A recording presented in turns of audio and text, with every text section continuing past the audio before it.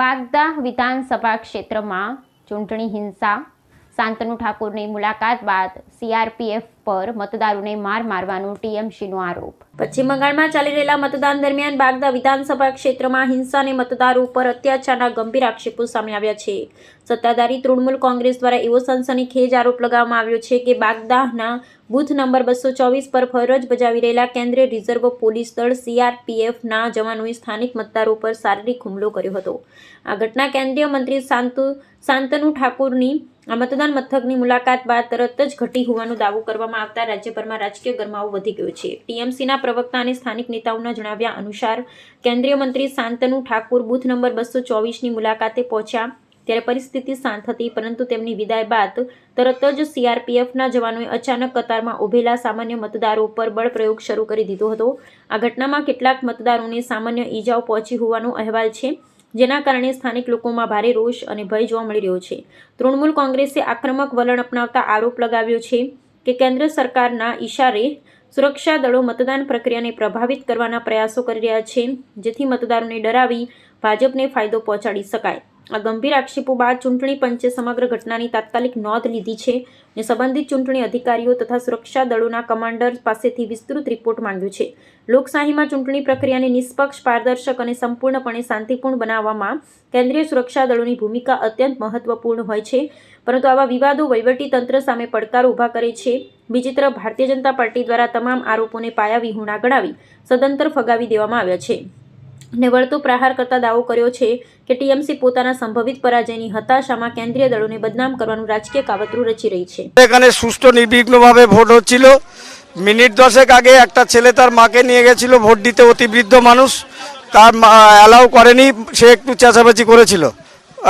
একটু আমরা বসেছিলাম 100-150 মিটার দূরে একটা বাড়িতে বসেছিলাম, সেই বাড়িওয়ালার সাথে কথাবার্তা বলছিলাম। আর সঙ্গে হ্যাঁ এই ছেলেটাও আমার সাথে ছিল, আর একটা দাদা আমার থেকে বয়স্ক, আমার সঙ্গে তিনজন আমরা বসেছিলাম। দেখলাম সিআরপিএফ নামলো, লোকজন ওখান থেকে লাইন থেকে লোকজন ভয়ে পালিয়ে যাচ্ছে তাদের মুড দেখে। আমরা বাড়িতেই চুপচাপ বসে আছি। যাওয়ার পরে বলছে কেন জানি না আমাকে ধরে বলছে একটা লিডার আছে, মারতে শুরু করলো। আমি বললাম আমি তো এখান থেকে উঠিনি আর কোনো কথাবার্তা বলছি না, আমরা এমনি পারিবারিক কথাবার্তা বলছি। মারধর শুরু করলো, আমার চোখে চড় মারলো, মাথায় টাথায় ঘুষি চড় মারলো, হাতে মারলো, এই আঙুলটা আমি নড়াতে পারছি না, আর চোখে মারলো, লাঠি পিছনে 2-3টে লাঠি ভেঙে ফেললো, একেও মারলো, এই মারলো। মহিলারা বেরিয়ে এসে, বাড়ির মহিলা বেরিয়ে এসে হাতে পায়ে ধরতে লাগলো, বলছে ইনি মাস্টারমশাই মানুষ বসে আছে, কোনো অসুবিধা নেই, এখানকার মেম্বার আছে, কিন্তু কোনো কথা শুনলো না। মারটার দিয়ে আমার মোবাইলটা নিল, আমার ভোটার কার্ড, আধার কার্ড আমার কাছে আছে, বলছে তুমি এখানকার বাসিন্দা। বললাম আমি পঞ্চায়েতের সদস্য আছি স্যার, কিন্তু আমার আধার কার্ডটাও নিয়ে চলে গেল, মোবাইল নিয়ে চলে গেছিলো। একটু বাদে এসে আবার মোবাইলটা ডেকে একজনকে দিল, বলছে এই মোবাইলটা দিয়ে দিও। এই মোবাইলটা দিয়ে গেছে, এটা 224 নম্বর বুথ। এই ব্যাপারটা ছিল যে ছেলে ভোট দিতে পারবে না, এটা নিয়ে মানে মা ভোট দিতে পারবে না, মা ভোট দিতে পারবে না, এটা নিয়ে কমপ্লেন হয়।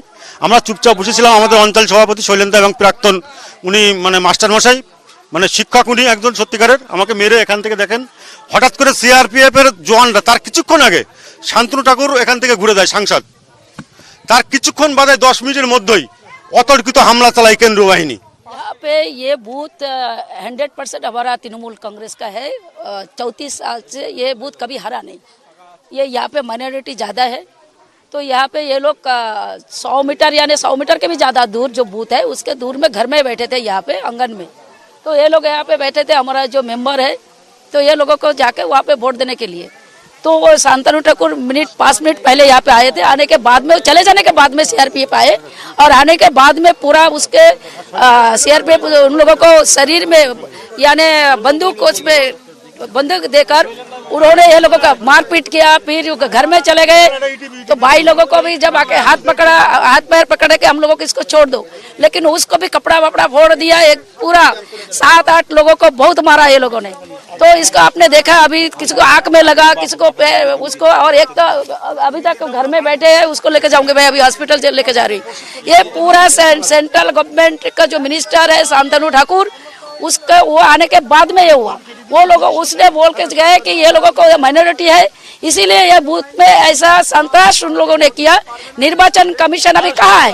अभी कहा है निर्वाचन कमीशन, क्योंकि ये लोगों के आकर कौन सा राइट है, कौन सा कानून है, ये लोग अपने घर में आके उसको क्यों घुस के उन लोगों को ऊपर ये सीआरपीएफ ने उसका बंदूक फेंका, अपने इसके बुक पे ऊपर इसके सीने के ऊपर ऐसे वो बंदूक टांग रहे, ये कौन सा कानून है, कौन सा ये है? तो ये संतोष किससे ये लोग कर रहे हैं कि इसको वोट ना दे। 100% हम इस लोगों को लेकर अभी जा रहे हैं हॉस्पिटल इसमें निर्वाचन कमीशन केस करेंगे, उसके बाद में हम लोग जाएंगे कंप्लेन करेंगे, उसके बाद में हम सुप्रीम कोर्ट जाने का तो सुप्रीम कोर्ट भी जाएंगे।